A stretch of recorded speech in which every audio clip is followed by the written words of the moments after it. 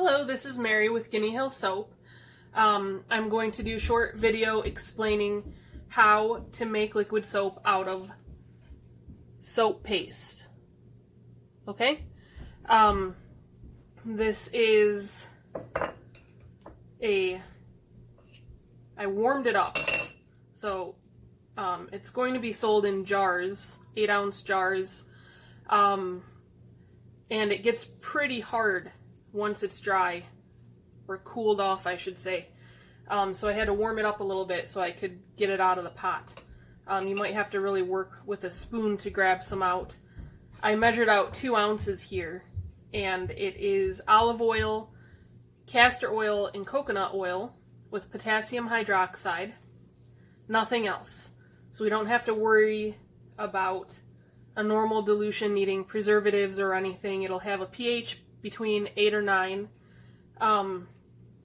And so you should be able to just keep the paste with a lid in the jar, take out what you need, and dilute it. I'm going to start with 2 ounces and show you guys how this works. So literally, I just put it in a jar. A lot of people use warm water or boiling water first. I do not do that. I just do it the lazy way, which is the paste and distilled water. It's very important that you use distilled water because it's sterile. It doesn't have any minerals or impurities. If you don't have distilled water, I'm sorry I'm not in this video much. I don't like to be videotaped. It's always a stretch for me. Anyways, if you don't have distilled water, there's tons of YouTube videos out there showing you how to do it yourself on your stove. It's not the same as boiling water, though. You might even know somebody that has a distiller for water. So here we go. I'm just going to pour some distilled water in here. I usually start with equal parts, but I know this recipe and it makes a lot of soap. So I just put enough in there to cover.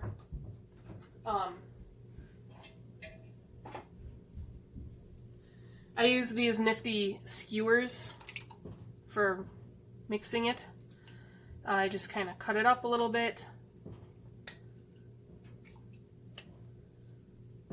Break it apart. Okay, you can see the bubbles already. Okay, but I'm just gonna let it be, I don't know, maybe an hour or so, and then I'll come back and we'll see where it is. And it's really that easy. This will completely dissolve into the water. You will eventually have a nice honey consistency, and you can use it as needed. Later on in the video, I'll go into times when a preservative is necessary. A preservative is not something that you're going to easily get your hands on. So I will go through my recommendations later.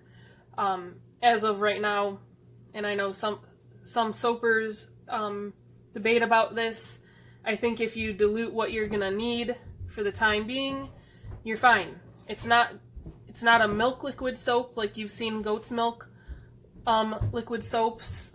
There's no honey, there's nothing else in here that's going to give you problems as long as you keep the dilution low. Don't over dilute it. We'll go through that too. You don't want to add too much water because you can't undo that, I guess, unless you set the jar out and let it evaporate over days. So do your dilution slowly. Like I said, the finished product will be at a pH between 8 or 9. I don't actually do a pH test because I do clarity tests, which you can see the soap is completely clear. That means that it's not lye heavy. It was cooked through perfectly. There's nothing to worry about there. So the pH should be just fine.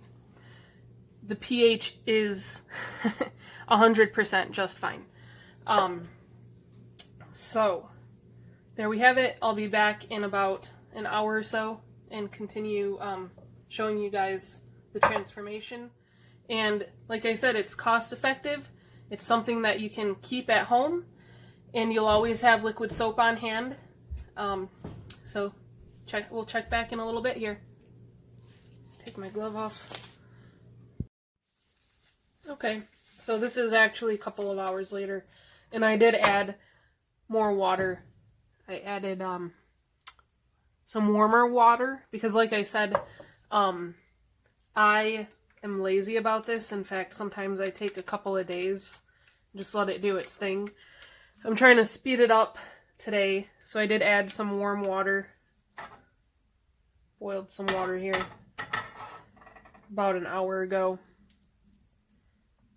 This is actually about 2 hours on the last video. So it's almost dissolved. You can see it starting to thicken up. Only slightly. It will continue thickening up from here on out. It's not fully dissolved. And this recipe will look thin at first, but it will eventually, this is going to get quite thick. So that's my update. This is 2 hour time span.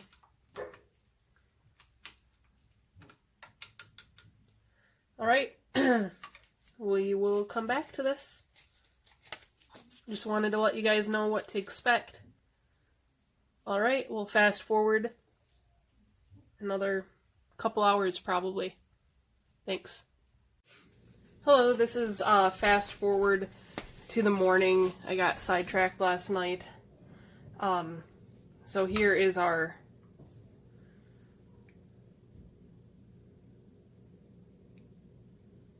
diluted liquid soap. It will actually even continue to thicken a little more than this, but this is pretty good. And so this is ready to put into a pump bottle. I just wanted to show you guys a few things that oils will do. So the thing with liquid soap, when you add your different essential oils, every scent will have a different effect on the liquid soap. And if you notice, like, some of the liquid soap that I sell is clear, some of it is cloudy. Let me give you an example. This is my cherry almond liquid soap, and the reason it's cloudy is because of the cherry almond that I put in it, and I don't use any extra chemicals where I don't have to. So I could use an emulsifier that will get this clear. I just choose not to, because it's not that important to me that it just looks clear for the sake of looking clear. But lavender does the same thing, so I'm going to show you an example just so you're not surprised when you start putting different essential oils in.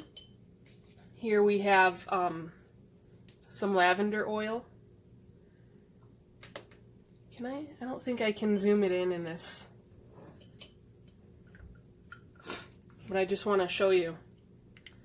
It gets, lavender makes the soap very, very thick. In fact, I would have to add, it's like slime. You see how quick that happened? So I would have to add more water to get it to even pump, which is cost saving, right? So here we'll do some peppermint. So some of the essential oils will make it thinner, some of them will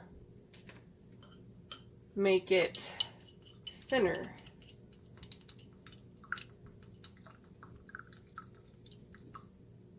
Oh, this one thickened up exactly like the lavender. I guess that varies by recipe too, because I've had some recipes where like my cleaning soap, which is a high coconut oil, the peppermint will make it thinner. So yeah, these two jars here, lavender and peppermint, you're gonna have to add more water, add water, shake it up, ready to go. So that 2 ounces made at least 16 ounces of soap. More if you add your different essential oils, because you're going to have to dilute that more. So an 8-ounce jar, which I have right here, I'm going to be selling these jars. Like I said yesterday, the paste is pretty hard, so you have to scoop it out of there, okay? That's 8 ounces. I measured it just to be sure, of course, with my scale, because I'm a soaper. We measure everything. So this will get you 4 pounds of liquid soap, and most likely a lot more than that. So there we have it. If anybody has any other questions, I'm not sure if I talked about preservatives yet, but you shouldn't need a preservative with just this. The more, like if you were going to dilute this a lot, like you would in a foamer bottle, and you were not going to use it very fast, then yes, that would be something to think about. I don't sell any of my soaps without the proper situations, so I wouldn't sell a foamer myself without the preservative. But if you were going to use this at home, use your discretion. We go through our foamer bottles within a day or two. We actually just use the soap now, I mean, just like this in a regular pump bottle. So whatever works for your family, use this as you would any Castile soap, like Dr. Bronner's. I do have a few different recipes. One is for harsher cleaning, like cleaning your floors, stoves, tubs, things like that. This one is definitely the hand soap. It's almost all olive oil, and it's super, super soft on your hands. So, there you have it. Post questions in the comments, and I will do what I can to help.